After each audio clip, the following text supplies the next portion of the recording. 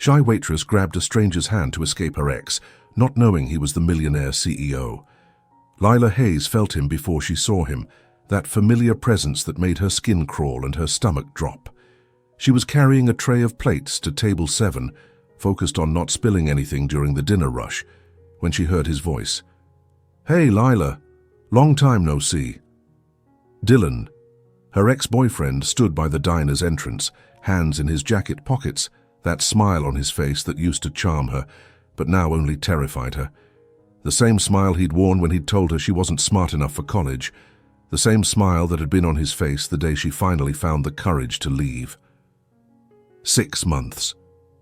She'd managed to avoid him for 6 months. How did he find her? Lila's hands trembled, making the plates rattle on her tray. She forced herself to keep walking, delivering the food to her customers with a smile that felt like it might crack her face. "Enjoy your meal," she managed, her voice sounding distant to her own ears. When she turned back toward the kitchen, Dylan had moved closer. He was standing near the counter now, blocking her path. The diner was crowded with the evening rush. Families eating burgers and fries, couples sharing milkshakes, truck drivers grabbing coffee before hitting the road again. No one was paying attention to the scared waitress and her ex-boyfriend having a quiet confrontation. "We need to talk," Dylan said as she approached, his voice low. "No, we don't," Lila replied, trying to step around him. His hand shot out, gripping her upper arm. Not hard enough to hurt, just firm enough to stop her movement, just controlling enough to remind her of all the times before. "Don't walk away from me, Lila. You've been avoiding me for months, ignoring my calls, my texts. That's disrespectful." "Let go of me, Dylan," Lila said quietly, aware that causing a scene would get her fired. Her manager, Mr. Peterson, didn't tolerate drama. "I just want to talk." Dylan's grip tightened slightly. 5 minutes, that's all I'm asking. After everything we had together, you owe me that much." Lila's heart was racing, her mouth felt dry. The familiar panic was rising in her chest, the same feeling that had consumed her during the last months of their relationship. The feeling of being trapped, of having no control, of being so small and powerless. Her eyes darted around the diner, looking for help, but everyone was absorbed in their meals, their conversations, their own lives. Jenny, her co-worker, was busy taking orders at the far end of the restaurant.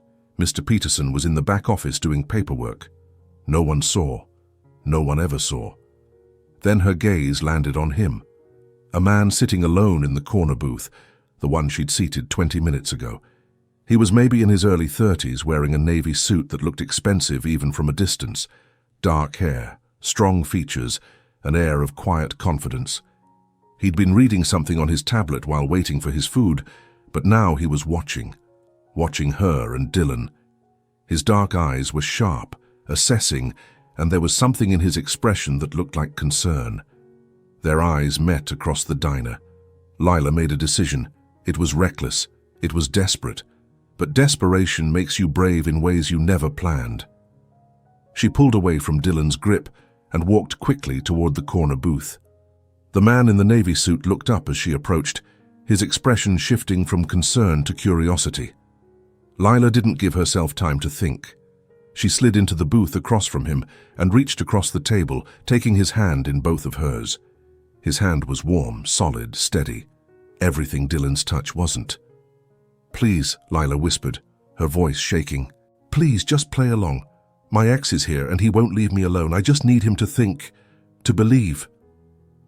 She couldn't finish the sentence, but the stranger's eyes shifted from her face to somewhere behind her, to Dylan, who had followed her across the diner. The stranger's expression changed. The concern sharpened into something more focused, more protective. Then he smiled. It was a warm smile, the kind that reached his eyes and transformed his entire face. "Hey, sweetheart," he said, his voice carrying just enough to be heard by Dylan standing a few feet away. "I was wondering where you went." He stood smoothly, keeping her hand in his, and stepped out of the booth. He was tall, probably 6'1", with broad shoulders and an athletic build beneath that expensive suit. He moved to stand beside Lila, his presence solid and reassuring. One arm came around her shoulders, protective but not possessive, asking permission even as he provided shelter. Lila leaned into him, playing along, grateful beyond words. Dylan stood 3 feet away, his expression cycling through confusion, anger, and calculation.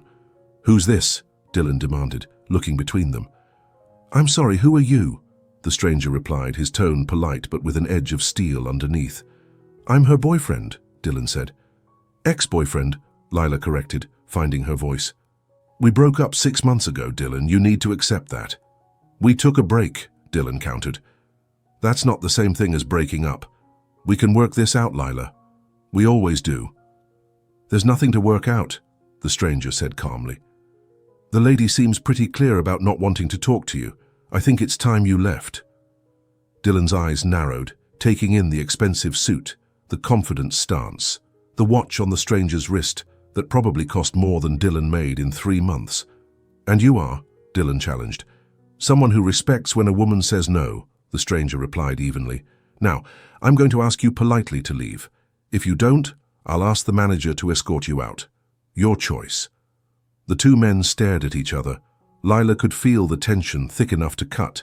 Dylan's jaw clenched, his hands curling into fists at his sides. For a moment, she thought he might actually try to fight. But Dylan had always been a coward underneath the bravado. He only picked fights he knew he could win. And this man, this stranger, who'd wrapped himself around Lila like a shield, didn't look like someone Dylan could intimidate. "This isn't over, Lila," Dylan said finally, taking a step back. "You'll come back. You always need me. You can't survive without me." "Watch me," Lila said, surprised by the strength in her own voice. Dylan gave them both one more furious look before turning and stalking out of the diner. The bell above the door chimed as he left. The moment he was gone, Lila's legs went weak. She would have stumbled if the stranger hadn't been holding her up. "Whoa, easy," he said gently, guiding her back into the booth. "Sit down. Breathe." Lila sank onto the vinyl seat, her whole body shaking now that the adrenaline was draining away. The stranger slid into the booth across from her, his expression concerned. "Are you okay? Did he hurt you?" "No," Lila managed, though her voice was trembling. "I'm sorry. I'm so sorry. I shouldn't have dragged you into this. That was completely inappropriate. I panicked. He wouldn't leave, and no one was paying attention, and I saw you watching, and "Hey," the stranger interrupted gently. "You don't have to apologize. You did what you needed to do to feel safe. That's not something to be sorry for." Lila looked up at him, really looked at him for the first time. He had kind eyes, dark brown, almost black, but warm. There were small lines at the corners that suggested he smiled often. His face was handsome in a refined way, like he'd grown into his features with maturity rather than relying on youthful looks. "Thank you," Lila whispered, "for playing along, for helping me. You didn't have to do that." "Of course I did," he said simply. "That guy was harassing you. Anyone would have helped." "You'd be surprised," Lila said quietly. "Most people just look away. They don't want to get involved." Something flickered in the stranger's eyes. Understanding, maybe, or recognition. "Well, I'm not most people," he said. He extended his hand across the table in a formal gesture. "I'm Ethan. Ethan Cole." Lila shook his hand, noticing again how warm and solid it felt. How different from Dylan's grip. "Lila Hayes. And again, I'm really sorry for—" "Stop apologizing," Ethan said with a slight smile. "You're starting to make me think you're actually sorry for protecting yourself, and that would be concerning." Despite everything, Lila felt a small smile tug at her lips. I've never done anything like that before. Grabbed a stranger and dragged them into my mess." "Your ex is not your mess," Ethan corrected firmly. "He's his own mess. You're just trying to move on with your life." The compassion in his voice made Lila's eyes sting with unexpected tears. "I am," she said quietly. "Trying to move on. He just won't let me." "How long has he been bothering you?" Lila hesitated, but something about Ethan made her want to be honest. "We dated for 2 years. I left 6 months ago. He's been trying to contact me ever since. Calls, texts, showing up at places he thinks I might be. I moved across town, changed my number, but he still finds me somehow. This is the first time he's found where I work." Ethan's expression darkened. "That's stalking, Lila. You know that, right? That's not normal breakup behavior." "I know," Lila said, "but I can't afford a lawyer for a restraining order, and Dylan's smart. He never does anything that would look bad on paper. It's always just wanting to talk or checking in. Nothing I could prove was threatening." "Except he grabbed you just now," Ethan pointed out. "I saw that from here." "It wasn't hard enough to leave a mark," Lila said automatically. Then she heard her own words and closed her eyes. That was abused person logic, the kind of thinking that had kept her trapped for so long. If it doesn't leave a mark, it doesn't count. If he doesn't yell, it's not abuse. If he says he loves you, you must be overreacting. "Hey," Ethan's voice brought her back. "You don't have to minimize it. A grab is a grab. Control is control. You felt threatened enough to ask a stranger for help. That tells me everything I need to know about how serious this is." Lila opened her eyes and found Ethan watching her with such genuine concern that it made her chest tight. When was the last time someone had looked at her like she mattered? Like her fear was valid? Like she deserved to be safe? Drop a comment right now and tell us where you're watching from and what time it is. If you're new here, hit that subscribe button and turn on notifications because this love story is going to touch your heart in ways you won't expect. Let's continue. Before Lila could respond, Jenny appeared at their table, her eyes wide. "Lila, are you okay? I saw Dylan leave. Was he bothering you again?" "Again?" Ethan picked up on the word immediately. "He's been here before?" Jenny asked, looking between them in confusion. "No, not here," Lila said quickly. "Other places. Jenny, this is Ethan. He helped me just now." Jenny's eyes went even wider as she took in Ethan, the expensive suit, the confident presence, the protective way he was positioned in the booth, like he was ready to jump up if needed. "Thank you," Jenny said sincerely. "Dylan's bad news. Lila's too nice to say it, but that guy's been stalking her for months." "Jenny," Lila protested weakly. "It's true," Jenny said firmly. Then she looked at Ethan more closely, and her expression changed. Recognition flickered across her face, followed by shock. "Oh my God," she breathed. You're Ethan Cole. Like the Ethan Cole. From Cole Luxury Hotels." Lila's head snapped toward Ethan. "What?" Ethan sighed softly, but he didn't look angry at being recognized, just resigned. "Guilty," he said. "You own the hotel chain?" Lila asked, her mind reeling. The luxury hotel on the other side of town was famous. 5 stars, celebrity guests, impossibly expensive. She'd walked past it a few times, never dreaming she'd ever set foot inside. "Among other properties, yes," Ethan confirmed. "But right now, I'm just a guy having dinner at a diner and helping out when needed." Jenny looked like she might faint. Oh my God, a billionaire is in our diner. Mr. Peterson is going to lose his mind. Can I get you anything? Another coffee? Dessert? Anything at all?" "Jenny," Lila said, mortified. "He's a customer, not a celebrity." "He's kind of both," Jenny said, still staring. Ethan smiled, and it was genuine and warm, despite the awkward situation. "Another coffee would be great, actually. And maybe some pie if you have it. Apple, if possible." "We have the best apple pie in the city," Jenny assured him. "I'll be right back." She hurried off, leaving Lila and Ethan alone again. Lila covered her face with her hands. "I can't believe I grabbed a hotel mogul's hand and dragged him into my drama. I thought this couldn't get more embarrassing, but apparently it can." "Why is it embarrassing?" Ethan asked. Lila lowered her hands. "Because you're you, and I'm just a waitress who can't even escape her ex-boyfriend without causing a scene." "First," Ethan said, holding up a finger, "being a waitress is honest work.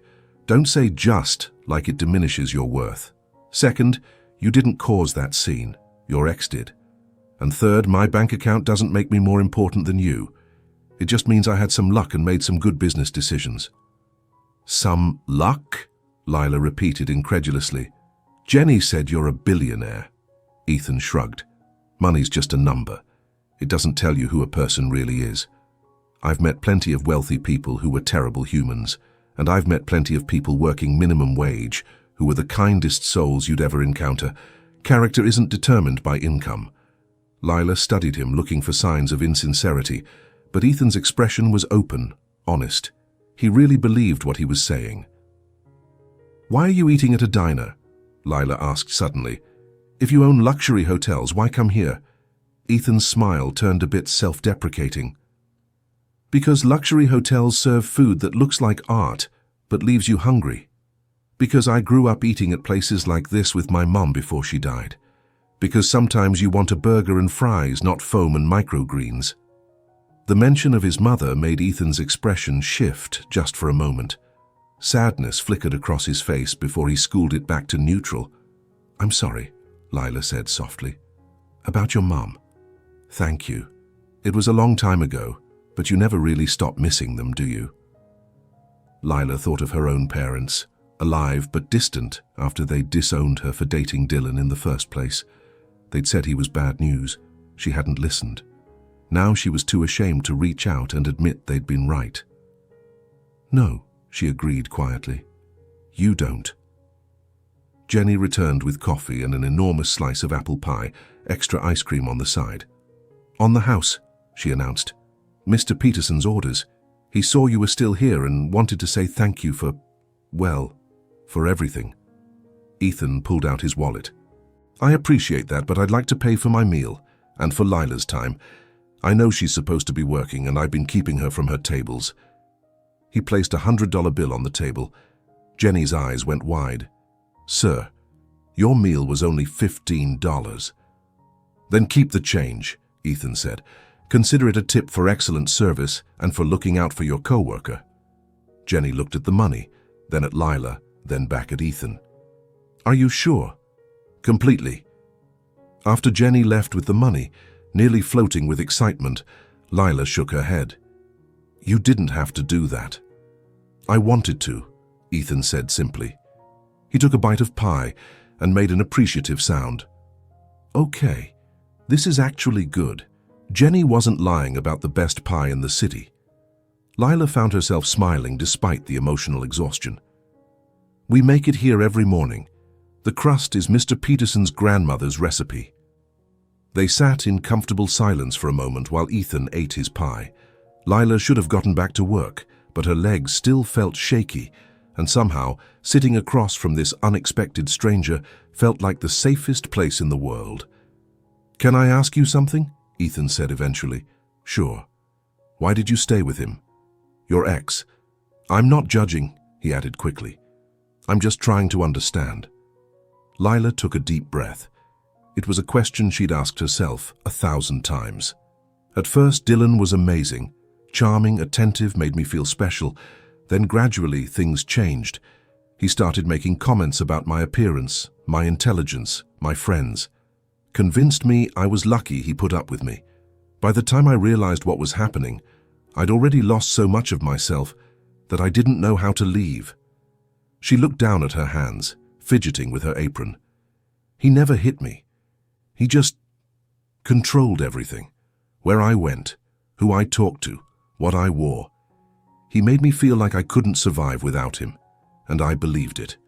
Until one day, I looked in the mirror and didn't recognize the person staring back. That's when I knew I had to go. Ethan was quiet for a long moment. "That took incredible courage," he said finally. "Leaving is always the hardest part." "You sound like you know something about it," Lila observed. "Not personally," Ethan admitted, "but I've seen it.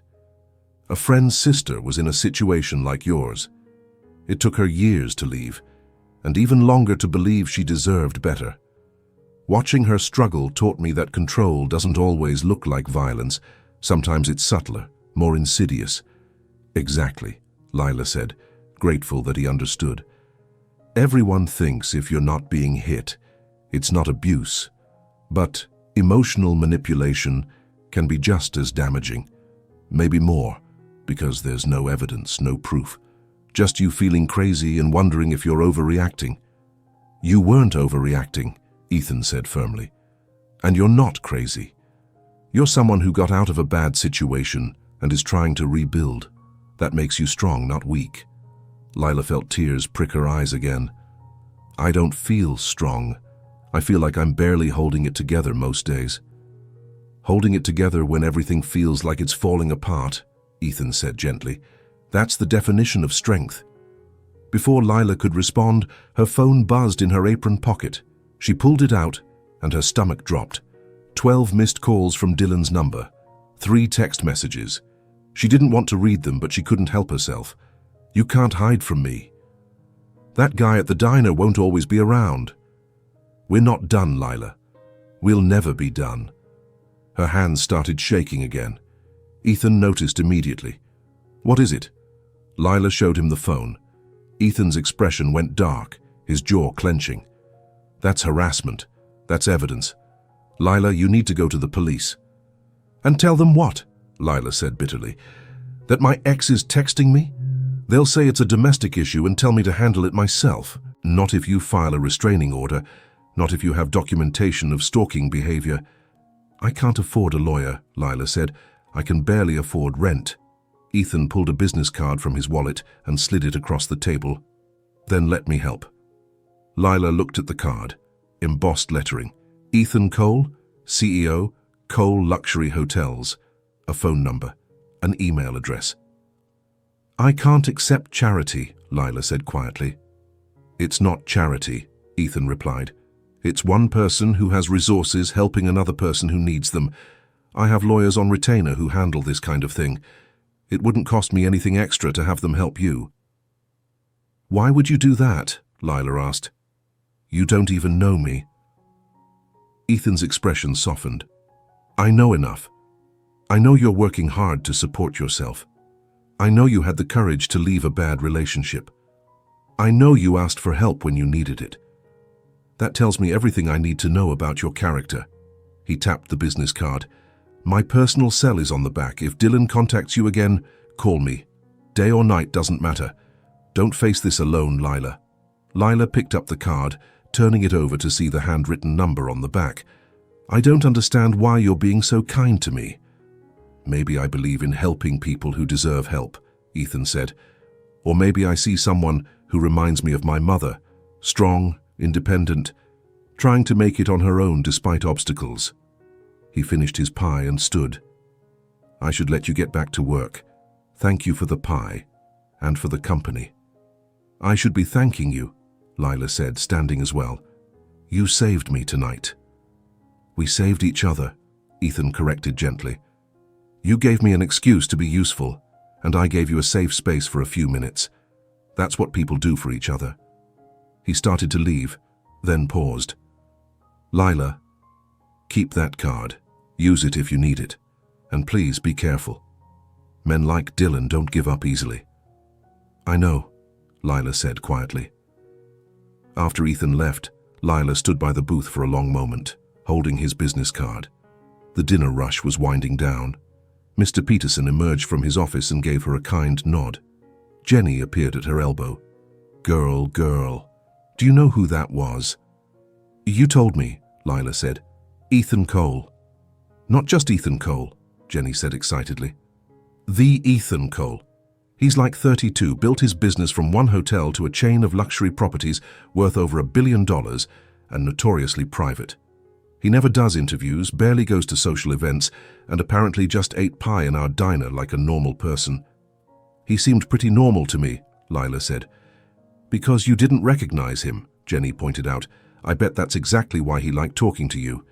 You treated him like a person, not a celebrity. Lila looked at the card in her hand. He gave me his personal number, told me to call if Dylan bothers me again. Jenny's expression turned serious. Lila, I know you don't like accepting help, but maybe this time you should. Dylan's getting worse, you need protection, and this guy seems genuinely willing to provide it. I can't just call a billionaire CEO every time my ex sends me a text, Lila protested. Why not? Jenny challenged. He offered. That means he wants you to. Don't let your pride stop you from being safe. The rest of Lila's shift passed in a blur. She kept expecting Dylan to come back, But he didn't. Every time the door chimed, her heart jumped. Every time a customer approached the counter, she tensed. But Dylan didn't return. When her shift ended at 11, Mr. Peterson walked her to her car. "Jenny told me what happened," he said gruffly. "If that guy comes back, you tell me immediately. I'll call the cops. I don't tolerate that kind of behavior in my establishment." "Thank you, Mr. Peterson," Lila said, genuinely grateful. She drove home to her small apartment on the edge of town, checking her rearview mirror constantly. Was Dylan following her? Was he waiting somewhere, watching? By the time she pulled into her apartment complex, she was exhausted and paranoid. Inside her modest one-bedroom apartment, Lila locked the door, checked all the windows, and finally allowed herself to breathe. She set Ethan's business card on her small kitchen table and stared at it. Ethan Cole, a billionaire who'd protected her without hesitation, who'd listened to her story without judgment, who'd offered help without expecting anything in return. Men like that didn't exist in her world, or at least she'd never met one before. Her phone buzzed, another text from Dylan. "I saw your car at your apartment. Good to know where you live now." Lila's blood went cold. He knew where she lived. He'd followed her home. Her hands shaking, she picked up Ethan's card and dialed the number on the back. It rang twice before he answered. "Lila, are you okay?" The concern in his voice, the immediate recognition, made her throat tight. "He followed me home," she said, her voice breaking. "Dylan, he knows where I live now. He just texted me." "I'm coming over," Ethan said immediately. "Text me your address." "You don't have to—" "Address, Lila. Now." Something in his tone told her not to argue. She sent her address. "I'll be there in 15 minutes, Ethan said. "Lock your doors. Don't open them for anyone except me. If you see him, call 911 immediately." "Okay," Lila whispered. "I'm scared." "I know," Ethan said gently. "But you're not alone anymore. Hold on, I'm coming." Lila sat on her couch, lights off, curtains drawn, watching the parking lot through a crack in the blinds. 13 minutes later, a sleek black car pulled up. Ethan got out, dressed in jeans and a sweater now, looking around the parking lot with sharp awareness. Lila opened her door before he could knock. "Hey," Ethan said softly. "Can I come in?" Lila nodded, stepping aside. Ethan entered, his presence immediately making the small space feel safer. He did a quick walk through her apartment, checking windows and locks. "Your bedroom window doesn't lock properly," he noted. "I know," Lila said. "Maintenance has been meaning to fix it for 3 months." "I'll have someone here tomorrow to fix it," Ethan said. "Tonight, you're not staying here alone." "What?" Lila looked at him in confusion. "You have 2 options," Ethan said calmly. "Either I stay here on your couch tonight, or you come to my place where I know security is solid. Your choice. But you're not staying here alone knowing Dylan was watching your building." Lila wanted to argue, wanted to insist she could handle this herself, but the fear was overwhelming, and Ethan's steady presence was the only thing keeping her from falling apart. "The couch," she decided. "I can't just leave my apartment." "Fair enough," Ethan said. He pulled out his phone and made a quick call. "Marcus, it's Ethan. I need you to send someone to watch an apartment building tonight. No personal favor. I'll send you the address, thanks." He hung up and looked at Lila. "My head of security is sending someone to watch your building overnight. If Dylan comes back, they'll intervene." "Ethan, this is too much," Lila protested. "It's necessary," he corrected. "And it's not too much. What's too much is you being terrified in your own home." Lila felt tears spill over. The kindness, the protection, the sheer relief of not being alone, it was overwhelming. Ethan moved closer, his expression concerned. "Hey, it's okay. You're safe now." "Why are you doing this?" Lila asked through her tears. "You don't owe me anything. We just met." Ethan's expression was gentle. "Because someone should have done this for you months ago. Because you deserve to feel safe. Because I can help, and it costs me nothing to do so." He guided her to sit on the couch. "And maybe because I like you, Lila Hayes. You're brave and kind and stronger than you realize. I'd like to be your friend if you'll let me." Lila looked up at him through her tears. "Friends?" "To start," Ethan said with a small smile. One step at a time. No pressure. Just two people looking out for each other. For the first time in 6 months, Lila felt something besides fear. She felt hope. Lila woke to the smell of coffee. For a disoriented moment, she couldn't remember where she was or why her apartment smelled different. Then the memories of last night came flooding back. Dylan at the diner, grabbing Ethan's hand, the texts, the fear, Ethan staying over. She sat up on her bed, still fully clothed in yesterday's work uniform, and padded quietly to the living room. Ethan was on the couch, reading something on his phone with a coffee mug in his other hand. He'd removed his shoes but was otherwise fully dressed, a blanket folded neatly beside him. He looked up as she entered. "Good morning. I hope you don't mind. I made coffee. Your machine was calling to me." "You didn't have to stay all night," Lila said softly. "I wanted to," Ethan replied simply. "How did you sleep?" "Better than I expected," Lila admitted. "Knowing someone was here, it helped." Ethan stood, stretching slightly. "Good. And before you worry, nothing happened overnight. My security guy checked in around 3. No sign of your ex. The building was quiet." Lila moved to the kitchen, pouring herself coffee. "I don't know how to thank you for all this." "You don't need to thank me," Ethan said, following her, "but we do need to talk about next steps. Dylan's behavior is escalating. The texts following you home, that's stalking, Lila. It's time to involve the police." Lila's hands tightened around her mug. "I've tried before. They said without proof of physical harm or explicit threats, there's not much they can do." "Then we'll give them proof," Ethan said. "Documentation, witnesses, a pattern of behavior. I meant what I said about my lawyers. Will you let me help you file for a restraining order?" Lila looked at this man who'd appeared in her life less than 12 hours ago and was already fighting for her safety. "Why are you doing this?" she asked again. "I keep asking, but I don't understand. We're strangers." Ethan set down his coffee and moved closer, but not close enough to crowd her. "My mother was in a bad relationship before she met my father. Her boyfriend at the time was controlling, manipulative. Sound familiar?" Lila nodded slowly. "She had no one to help her leave. No resources, no support system. She told me once that the loneliest feeling in the world was being trapped and believing no one cared enough to help." Ethan's voice was soft but intense. "She eventually got out on her own, but it took years and cost her so much. When she told me that story, I promised myself that if I ever had the chance to be the help someone needed, I wouldn't hesitate." He met Lila's eyes. "So that's why. Because my mother deserved help and didn't get it. Because you deserve help and I can give it. It's that simple." Lila felt tears threatening again. "Nothing about you is simple, Ethan Cole." He smiled. "Fair point. But my intentions are. Say yes to the lawyers, Lila. Let's make sure Dylan can't get near you again." After a long moment, Lila nodded. "Okay, yes, let's do it." Relief flooded Ethan's face. "Good. I'll set up a meeting for tomorrow. For now, do you have work today?" "This afternoon, 2 to 10. "Then let me take you to breakfast," Ethan suggested. "Somewhere far from this neighborhood. Somewhere Dylan won't think to look." Lila glanced down at her wrinkled uniform. "I need to change first." "Take your time," Ethan said. "I'll wait." 20 minutes later, dressed in jeans and a simple sweater, Lila climbed into Ethan's car.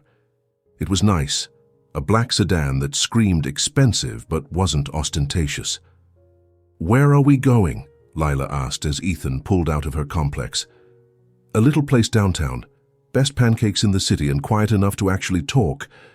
The restaurant was exactly as Ethan described, a cozy spot with worn wooden tables and the smell of maple syrup in the air. They settled into a corner booth, and Lila found herself relaxing for the first time in days. "Tell me about yourself," Ethan said after they'd ordered. "Beyond the waitress thing, what do you dream about? What makes Lila Hayes happy?" Lila stirred cream into her coffee, considering. "I used to dream about a lot of things. Before Dylan, I wanted to study hospitality management. I thought maybe I could run a hotel someday or manage event planning. I liked the idea of creating experiences that made people happy. "Why hospitality?" Ethan asked, genuinely interested. "My grandmother ran a bed and breakfast when I was growing up. I spent summers there watching her make guests feel welcome. She had this gift for making people feel like they mattered, like they belonged. I wanted to do that too." Lila's voice grew quieter. "But Dylan said it was a waste of time, that I wasn't smart enough for college, that I should focus on being a good girlfriend instead of chasing impossible dreams. Eventually, I started to believe him." Ethan's jaw tightened, but his voice stayed gentle. "He was wrong. You know that, right?" "Logically, yes," Lila said, "but knowing something and believing it are different things. I spent 2 years being told I was incapable. Those words stick." "Then we'll unstick them," Ethan said firmly. "Starting today, what if I told you those dreams aren't impossible?" "I'd say you're being kind, but unrealistic," Lila replied. "I'm 26 with no degree, working paycheck to paycheck. Dreams are expensive." "Dreams are investments," Ethan corrected, "and investments can be managed. What if you went back to school, part-time, online classes? What if someone believed in your potential enough to help make it happen?" Lila looked at him sharply. Don't offer to pay for my education or whatever you're thinking. I can't accept that." "Why not?" "Because I don't want to owe you anything. I don't want to be someone's charity case." Ethan leaned back, studying her. "What if it wasn't charity? What if it was a scholarship through my company? We have a program for employees and community members pursuing hospitality careers. You'd apply like anyone else, and if you qualified, which you would, you'd receive funding. No strings attached." Lila wanted to believe it could be that simple. "I don't work for your company." "Yet," Ethan said with a slight smile. "But you could. We're always looking for good people, and before you protest, I'm not offering you a fake job. I'm saying, if you're interested in hospitality, there are legitimate paths forward. You don't have to stay stuck." Their food arrived, and they ate in thoughtful silence for a while. Lila's mind was spinning with possibilities she'd locked away years ago. "Can I ask you something?" Lila said eventually. "Anything. Why aren't you married? Or in a relationship? You're successful, kind, attractive. I can't imagine people aren't interested." Ethan's expression turned rueful. "People are interested in Ethan Cole, the billionaire. Not many are interested in just Ethan. Most relationships I've had ended when I realized they cared more about what I have than who I am." "That must be lonely," Lila said softly. "It is," Ethan admitted. "I've built this successful business, achieved everything I set out to do professionally, but personal connections? Those are harder. You can't buy genuine affection. You can't negotiate real intimacy. And when you have money, you never quite trust if someone wants you or your resources." "I grabbed your hand last night without any idea who you were," Lila pointed out. "Exactly," Ethan said, his eyes warm. "You saw me as a person who could help, not a checkbook or a status symbol. Do you know how refreshing that is?" Lila felt heat rise to her cheeks. "I feel like I should apologize for that again." "Don't you dare," Ethan said. "That moment was real, genuine. No pretense, no agenda. Just two humans connecting in a moment of need. I haven't experienced that in longer than I care to admit." They finished breakfast, and Ethan drove Lila home. At her apartment door, he hesitated. "Can I see you again? Not as protector and protected, just as two people getting to know each other." Lila's heart did something complicated in her chest. "Like a date?" "If you're comfortable with that term," Ethan said. "Or we can call it coffee between friends. Whatever feels right to you." Lila thought about Dylan's control, his jealousy, his insistence that she belonged to him. Then she looked at Ethan, who was asking permission, offering choices, respecting her autonomy. "Coffee between friends sounds nice," she said, "for now." Ethan's smile could have lit up the city. "Friday, your day off." "How do you know Friday is my day off?" "I asked Jenny," Ethan admitted. "Too creepy." Despite everything, Lila laughed. A little, but also kind of sweet. Over the next 2 weeks, Ethan became a constant presence in Lila's life. He'd text good morning messages and check in during her shifts. He'd show up at the diner for coffee, always sitting in her section, always leaving generous tips that he'd insist were for Jenny to split with the staff. They met for coffee 3 times that first week. By the second week, they were having lunch together on Lila's breaks. Ethan told her about building his business from one struggling hotel to a luxury chain, about the failures along the way, the risks that paid off, the lessons learned. Lila told him about her childhood, her grandmother's bed and breakfast, her dreams that had seemed so possible before Dylan. She told him about the slow erosion of her confidence, the way control could look like love if you weren't careful. And Ethan listened. Really listened, not planning his response or checking his phone. Just present, attentive, seeing her. The restraining order was filed with the help of Ethan's lawyers. Dylan was served papers at his apartment. For a few days, Lila held her breath, waiting for retaliation, but Dylan went quiet. No calls, no texts, no appearances at the diner. Maybe it worked, Jenny said hopefully. Maybe he finally got the message. Lila wanted to believe it, but she knew Dylan. He didn't give up. He just changed tactics. On a Friday evening, 3 weeks after that first night at the diner, Ethan picked Lila up in his car. "Where are we going?" she asked. He'd been secretive about tonight's plans. "You'll see," Ethan said with a mysterious smile. They drove to the luxury hotel Ethan owned, pulling up to the valet entrance. Lila's eyes widened. "Ethan, I can't afford to eat here." "Good thing I can," Ethan said, coming around to open her door. "And before you protest, this is my treat, no arguments." Lila stepped out, feeling underdressed in her simple blue dress, despite Ethan's reassurance that she looked beautiful. The hotel was stunning, all marble and crystal, soft lighting and elegant furnishings. Staff greeted Ethan by name, respectful but warm. He clearly treated his employees well. They took an elevator to the rooftop restaurant, where floor-to-ceiling windows overlooked the city. The maitre d' led them to a private table near the windows, away from other diners. "I wanted somewhere we could talk without interruption," Ethan explained, "and I wanted to show you what you could be part of if you pursue your hospitality dreams." Lila looked around, taking in the impeccable service, the attention to detail, the way everything flowed seamlessly. "It's incredible," she breathed. "You built this." "I built the business," Ethan corrected. "But people like you, people who genuinely care about making others feel welcome, they make it come alive." Dinner was perfect. Multiple courses, each more delicious than the last. Ethan explained the hospitality industry, the challenges and rewards, the skills that mattered most. "It's not about fancy degrees," he said. "It's about emotional intelligence, reading people, anticipating needs, creating experiences. You already do that at the diner. This is just a larger scale." After dinner, Ethan led her to the hotel gardens, a rooftop space with trees and flowers and soft lighting. They walked slowly, the city lights twinkling below them. "I need to tell you something," Ethan said, stopping by a fountain. Lila's heart rate picked up. "Okay." Ethan turned to face her, his expression serious but soft.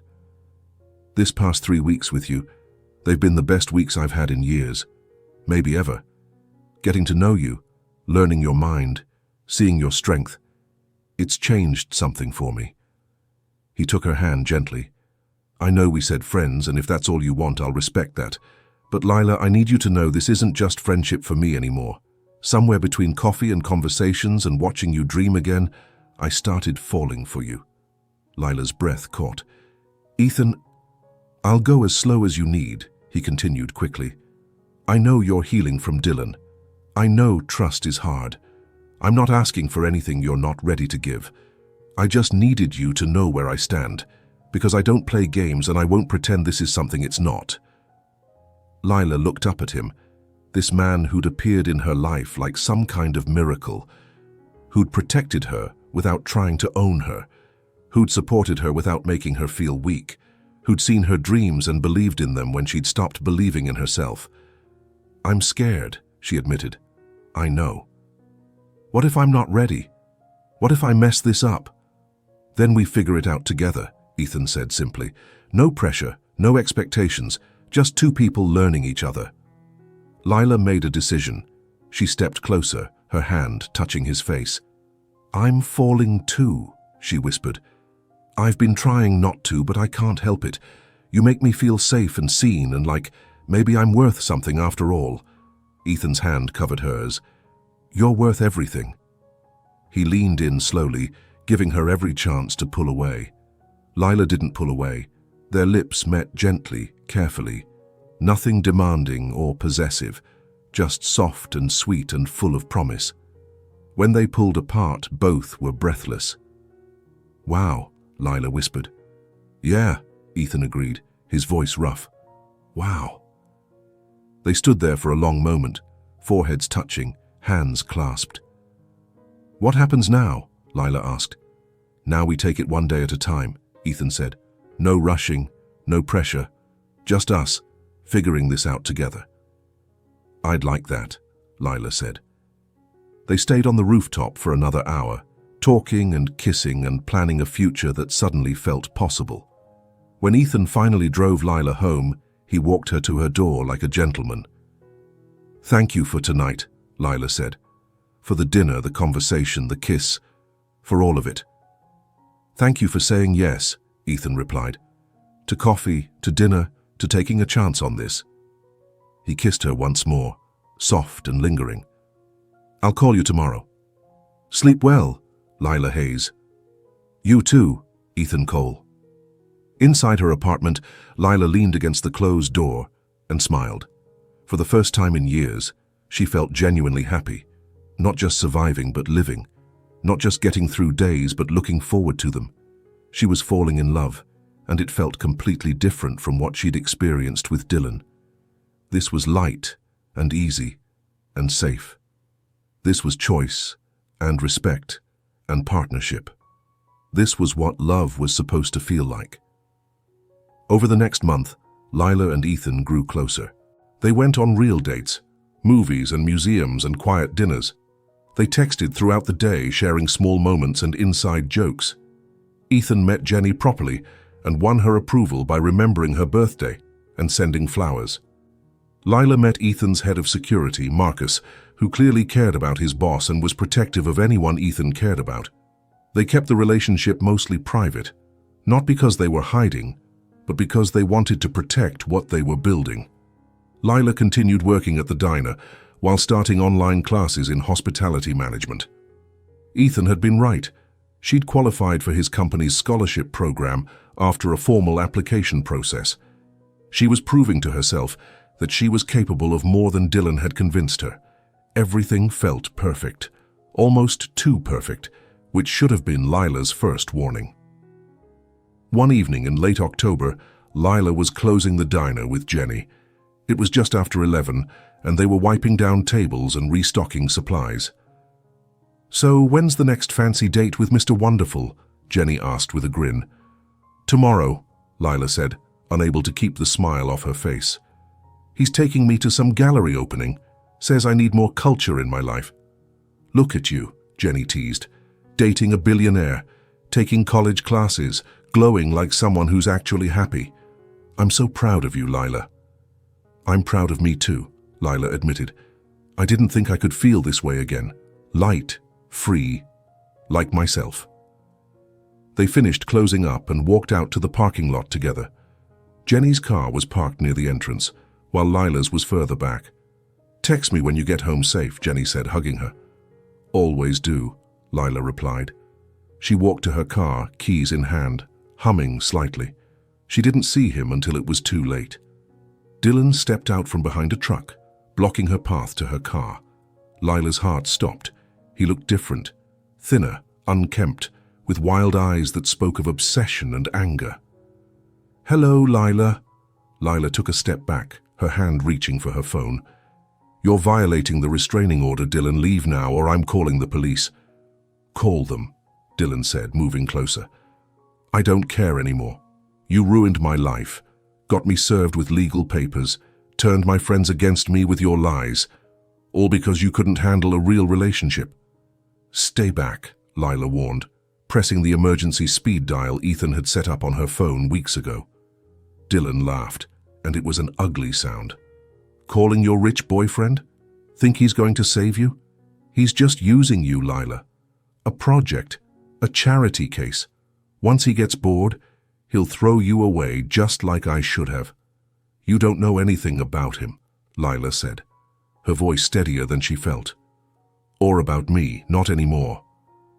I know you belong to me, Dylan said, and suddenly he was right there, his hand gripping her wrist, just like that first night at the diner.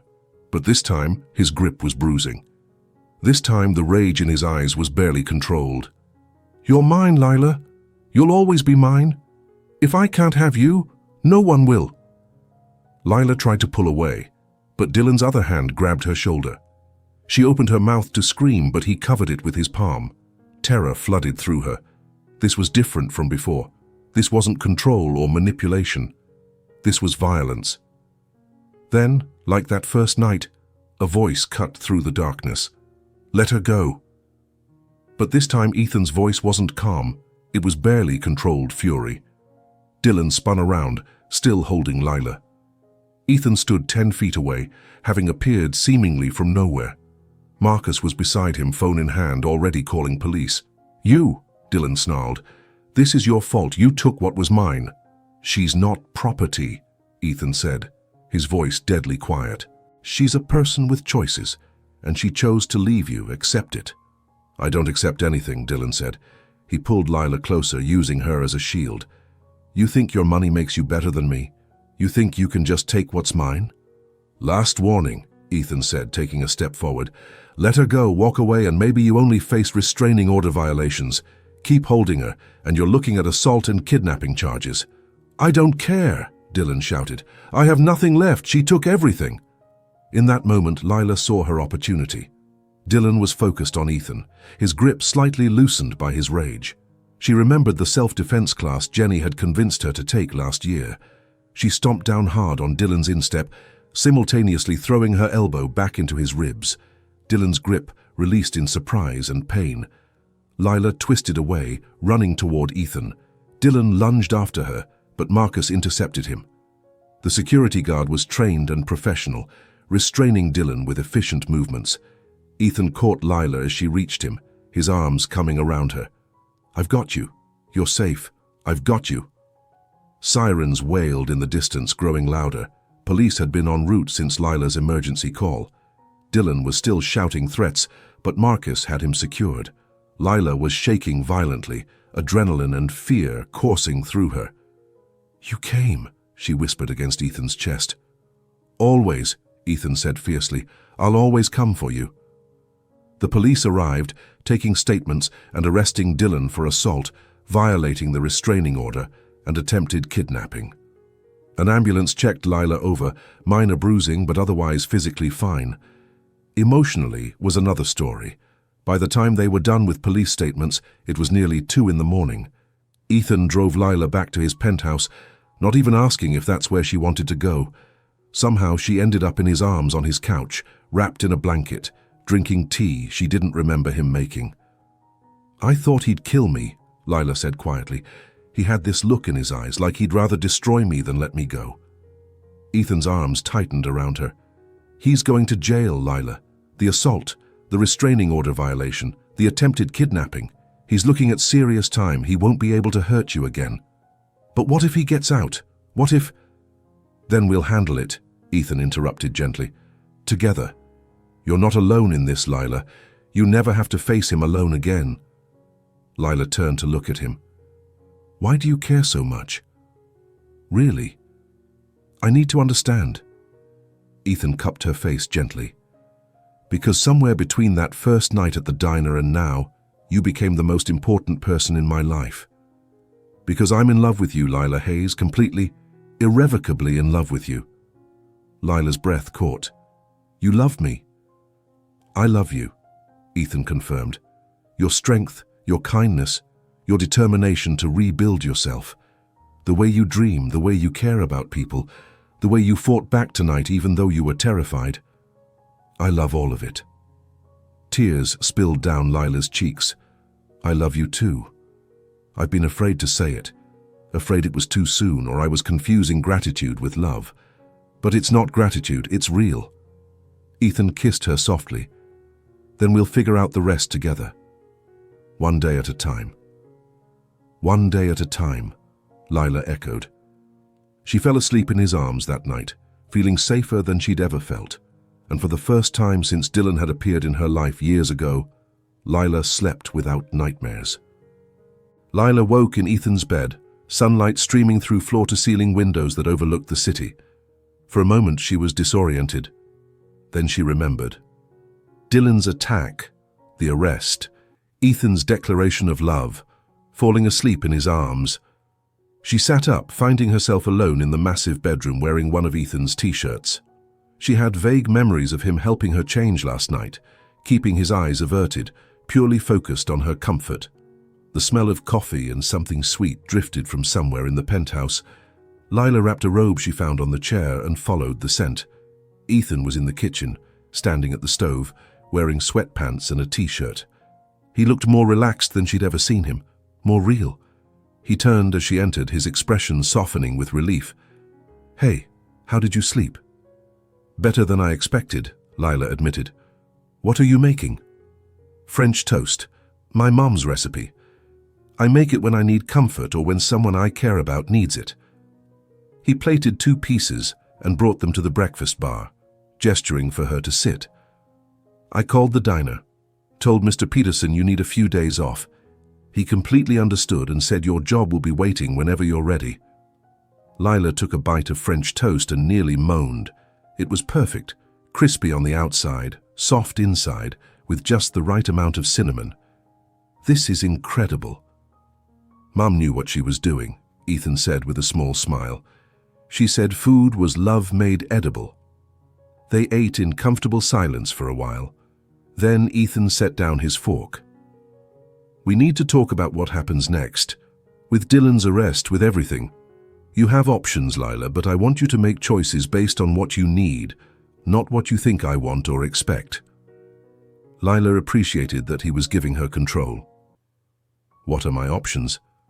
"Dylan's being held on multiple charges: assault, stalking, violating a restraining order, attempted kidnapping. My lawyers spoke to the DA this morning. They're confident he'll face significant jail time, maybe 2 to 5 years. Relief flooded through Lila, followed quickly by guilt for feeling relieved. "You'll need to testify at his trial," Ethan continued gently. "Give a victim impact statement. I know that's hard, but it's part of the process. My lawyers will help you prepare, and I'll be there with you if you want me." "I want you there," Lila said immediately. "Then I'll be there," Ethan promised. "Beyond the legal stuff, you should think about therapy. Processing trauma isn't something you have to do alone." Lila had been thinking the same thing. "I don't know if I can afford a therapist." "My insurance covers you now," Ethan said carefully. "I added you as my domestic partner last week. It's completely legal and doesn't obligate you to anything, but it means you have access to the same health benefits I do, including mental health support." Lila's eyes widened. "You did that? Before last night?" "I did it the day after Dylan first showed up," Ethan admitted. "I wanted you to have resources available if you needed them. If you're uncomfortable with it, I can reverse it. But Lila, I meant what I said. You're the most important person in my life. Taking care of you isn't a burden, it's a privilege." Tears pricked at Lila's eyes. "No one's ever done something like that for me." "Then they were fools," Ethan said simply. Over the next few weeks, Lila began the hard work of healing. She started therapy with Dr. Sarah Chen, a specialist in trauma and abusive relationships. The sessions were difficult, forcing Lila to confront patterns she'd ignored and pain she'd buried. But slowly, she began to understand herself better. "You're not weak for staying," Dr. Chen explained during one session. "Abuse is designed to trap you. It erodes your sense of self until leaving feels impossible. The fact that you got out shows incredible strength." "I don't feel strong," Lila admitted. "I feel broken." "Broken things can be mended," Dr. Chen said gently.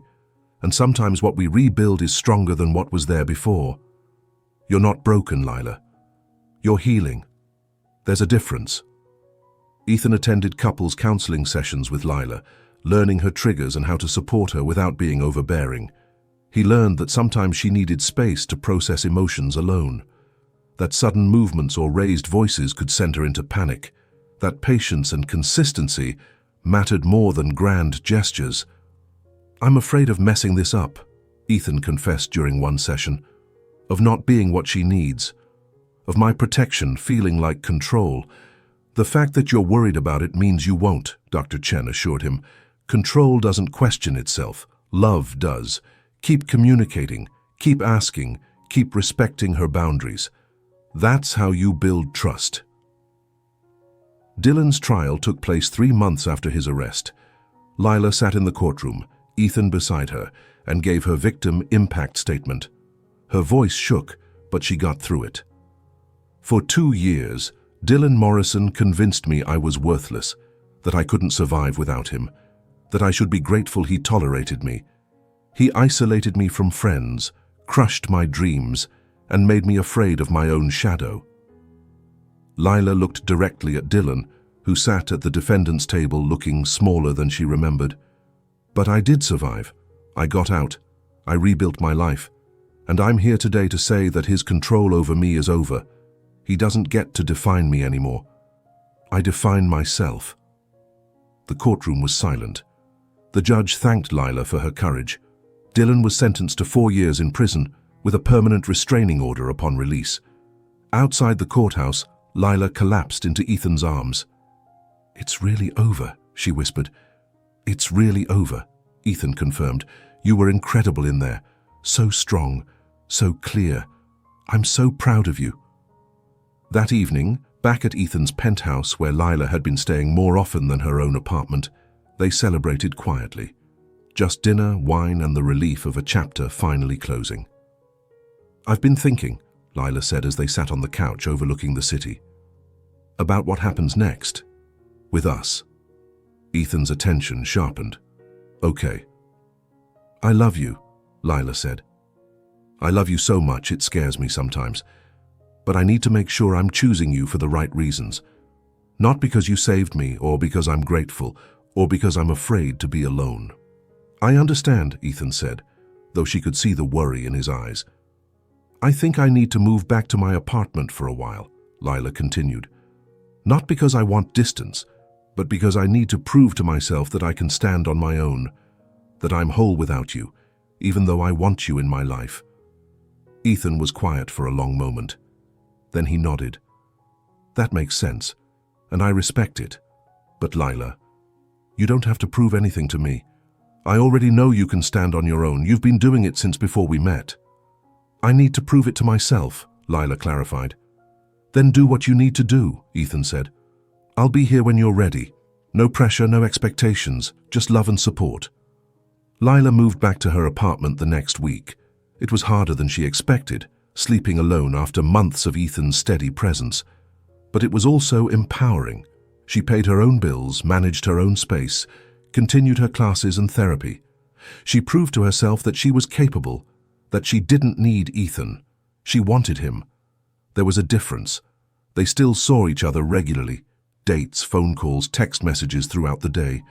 But Lila was learning to be whole on her own, to be Lila Hayes, complete unto herself, who chose to share her life with Ethan Cole. 6 months after Dylan's sentencing, Lila completed her first year of hospitality management courses. She'd maintained a perfect GPA while working part-time at the diner and interning at one of Ethan's hotels. The internship had been her idea, applied for through normal channels. She'd been accepted on her own merit, with Ethan carefully recusing himself from the hiring process to avoid any appearance of favoritism. "I'm so proud of you," Jenny said at Lila's small celebration dinner. "Look at you, college student, hotel intern, completely healed and thriving. You're like a whole different person from that scared girl who grabbed a stranger's hand 9 months ago." "I'm not different," Lila corrected with a smile. "I'm just more myself, more who I was always supposed to be." Ethan raised his glass. "To Lila, the strongest person I know. Thank you for letting us be part of your journey." "To Lila," everyone echoed. Later that night, Ethan drove Lila back to her apartment. At her door, he pulled out an envelope. "I have something for you, but I want you to know this isn't charity or a gift with strings. This is recognition of your talent and hard work." Lila opened the envelope. Inside was a letter on official company letterhead. Dear Ms. Hayes, we are pleased to offer you a position as Assistant Events Coordinator at Cole Luxury Hotels, effective immediately. Lila's hands shook as she read the salary, more than double what she made at the diner. Ethan, I can't accept special treatment. You're not, Ethan interrupted. This offer went through our normal hiring process. My events director chose you from a pool of applicants based on your internship performance and qualifications. I didn't interfere, except to recuse myself from the final decision. He touched her face gently. You earned this, Lila. Your work at the hotel has been exceptional. This is your merit, not my influence. Lila threw her arms around him. Thank you for believing in me, for pushing me to believe in myself. Always, Ethan murmured into her hair. Lila started her new position 2 weeks later. She excelled at coordinating events, bringing creativity and attention to detail that impressed even the most demanding clients. Within 3 months, she'd organized 2 major corporate events and a celebrity wedding that received rave reviews. Her boss, Catherine, pulled her aside one day. Lila, you're a natural at this. Have you considered moving up to senior coordinator? We have an opening, and I'd like to recommend you. I've only been in this position 3 months, Lila protested, and you've done the work of someone with 3 years' experience, Catherine countered. Don't undersell yourself. Take credit for your accomplishments. Lila was learning to do just that, to own her success instead of attributing it to luck or others' generosity. She was good at this work. She deserved the recognition. 1 year after that first night at the diner, Ethan took Lila back to where it all began. The same booth where she'd grabbed his hand in desperation. Mr. Peterson greeted them warmly, Jenny serving them with a knowing smile. This feels like coming full circle, Lila said, looking around the familiar space. It is, Ethan agreed. This is where everything changed, where I met the woman who would transform my entire life. I think I'm the one whose life got transformed, Lila pointed out. We transformed each other, Ethan said. You showed me what real connection looks like, what it means to love someone without trying to own them, what partnership actually means. He reached across the table and took her hand, the same gesture she'd done a year ago, but now from a place of choice, not desperation. Lila Hayes, this past year with you has been the best year of my life. Watching you heal, grow, and become even more yourself has been an honor. You're brilliant, talented, strong, and kind. You make me want to be better. You make me believe in love again. Ethan stood up and moved to kneel beside the booth. Lila's breath caught. Oh my God. I'm not asking you to complete me, Ethan continued, pulling a small box from his pocket. You're not my other half or my missing piece. You're whole, and I'm whole. And together we're something even more beautiful. I'm asking if you'll choose to build a life with me, to be partners in everything, to love each other through the complicated and the simple and everything in between. He opened the box, revealing a simple, elegant ring. Lila Hayes, will you marry me? Lila was crying, but she was also smiling. Yes, yes, absolutely yes. Ethan slipped the ring on her finger and stood, pulling her into a kiss. The diner erupted in applause. Mr. Peterson was wiping his eyes. Jenny was openly crying. Even customers Lila didn't know were clapping and cheering. I love you, Lila said against Ethan's lips. Not because you saved me, but because you saw me, really saw me, and you let me save myself while standing beside me. I love you too, Ethan said, for your courage, your kindness, your determination, for being exactly who you are. 6 months later, they married in a small ceremony at Ethan's hotel. Lila wore a simple white dress that made her feel beautiful without trying to be someone she wasn't. Ethan cried when he saw her walk down the aisle. Dr. Chen attended, proud of her patient's journey. Jenny was maid of honor, clutching tissues and crying happy tears. Marcus stood as Ethan's best man, having watched his boss transform from a workaholic loner to a man deeply in love. Lila's vows were simple and honest. Ethan, a year and a half ago, I grabbed your hand in desperation. I was drowning, and I needed someone to pull me up. But you did something better. You taught me how to swim. You didn't rescue me. You empowered me to rescue myself. You showed me what love should look like, patient, respectful, supportive. You never tried to control me or own me. You just loved me and let me be myself." She wiped her eyes. "Today, I'm not grabbing your hand in desperation. I'm taking your hand in choice, in love, in partnership. I choose you, Ethan Cole, not because I need you, but because I want you. There's a difference, and it matters." Ethan's vows were equally emotional. "Lila, you taught me that love isn't about possession. It's about appreciation. You taught me that strength isn't control. It's trust.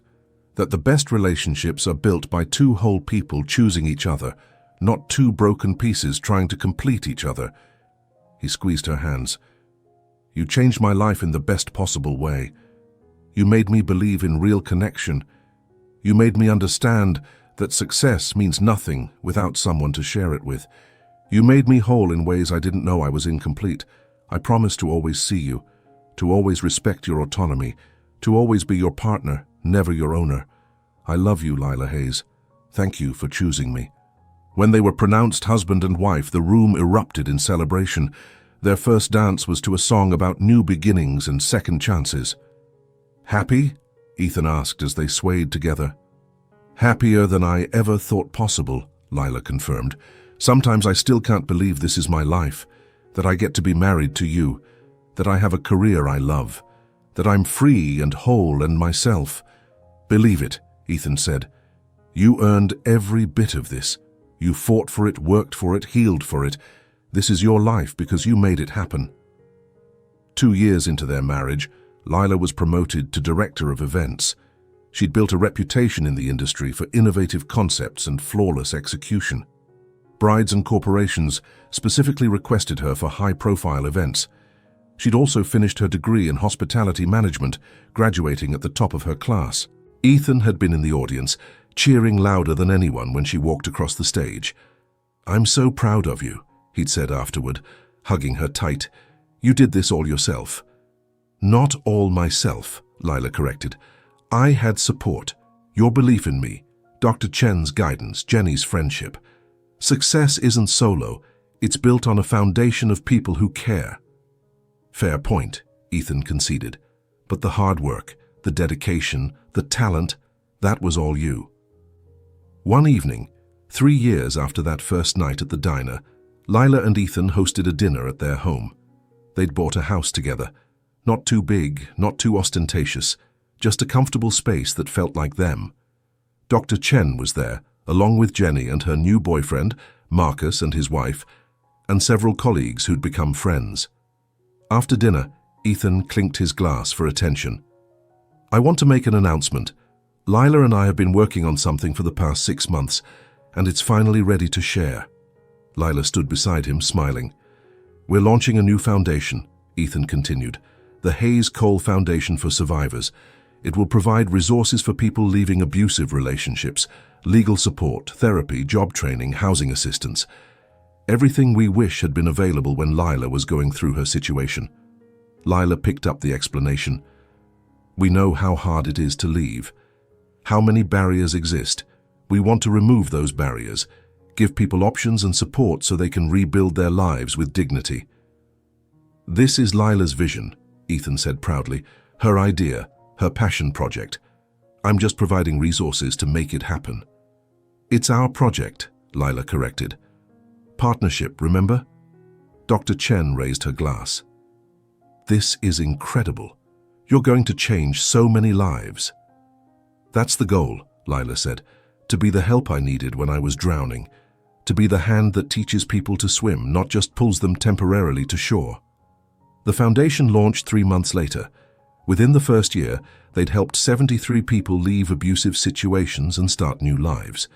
Lila volunteered her time alongside professional staff, sharing her story and offering hope.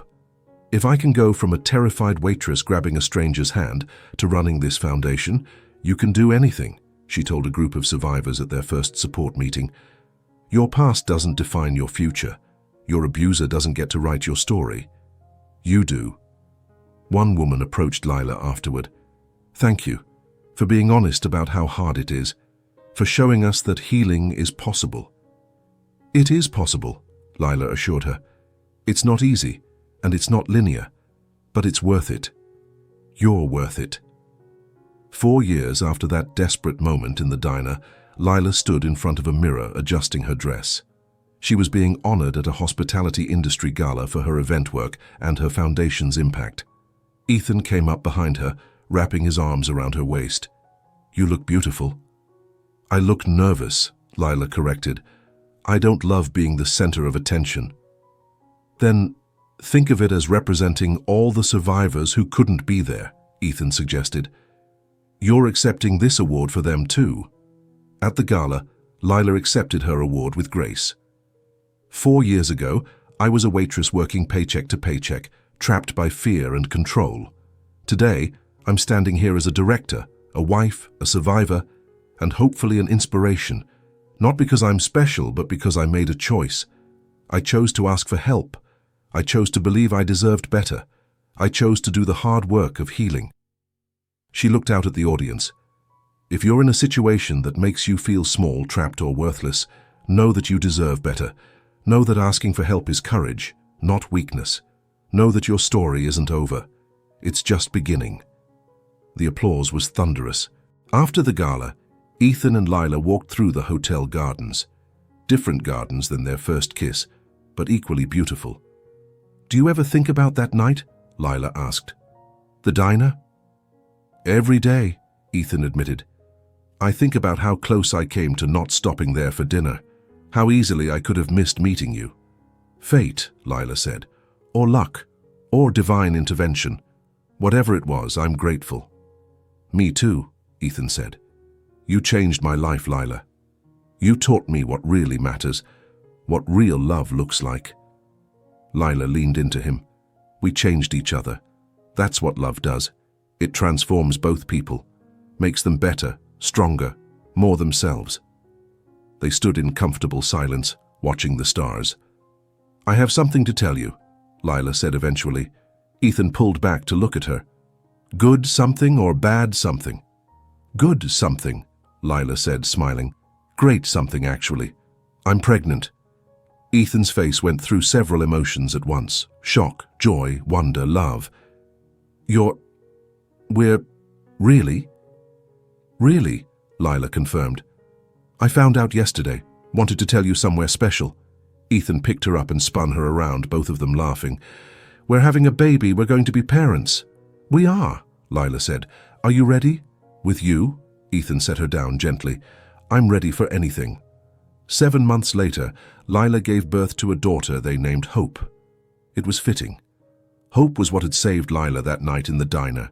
Hope was what had carried her through healing. Hope was what she and Ethan built their foundation on. And now Hope was the tiny person sleeping in her arms, representing new beginnings and infinite possibilities. "She's perfect," Ethan whispered, stroking their daughter's cheek, "like her mother." "She's going to be strong," Lila said, "and kind.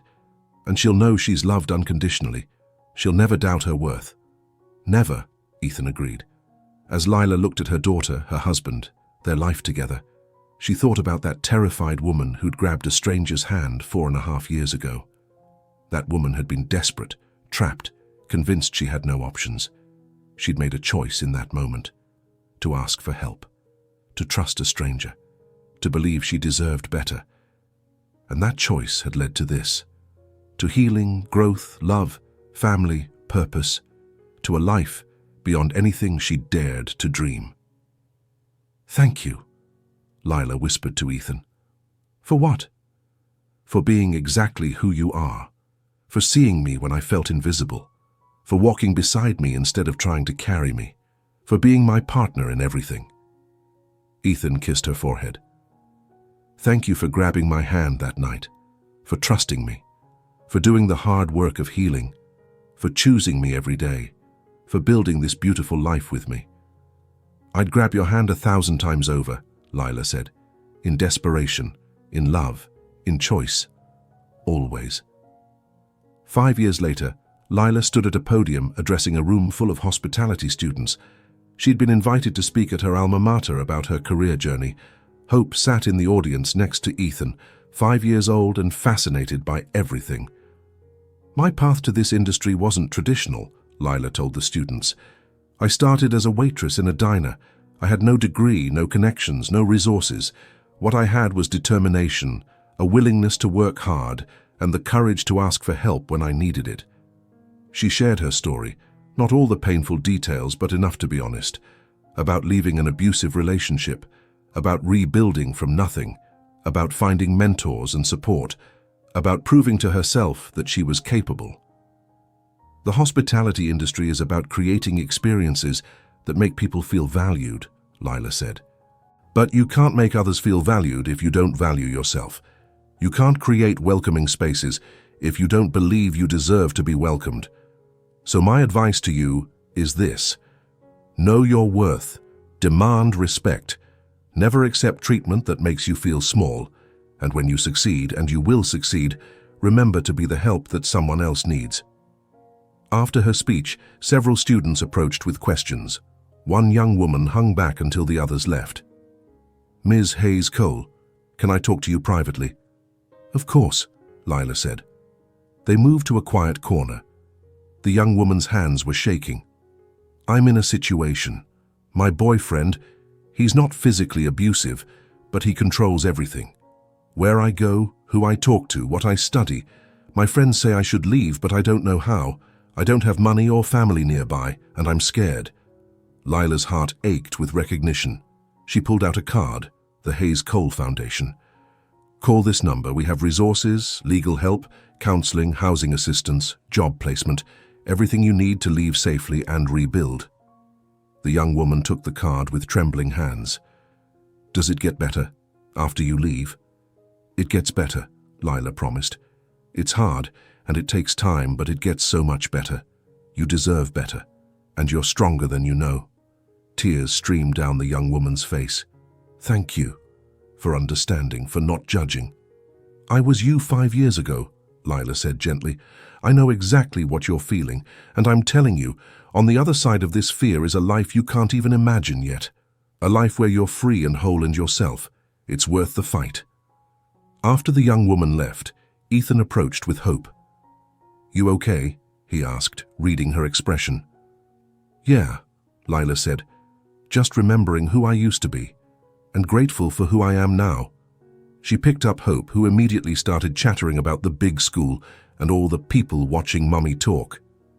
"You were amazing up there," Ethan said, "so confident and inspiring." "I was terrified," Lila admitted, "but I've learned that you can be scared and brave at the same time. That's kind of the definition of courage." They walked to their car, Hope between them, holding both their hands. As they drove home, Lila reflected on the journey that had brought her here. From that desperate grab of a stranger's hand to this moment, married, mother, successful, healed. It hadn't been easy.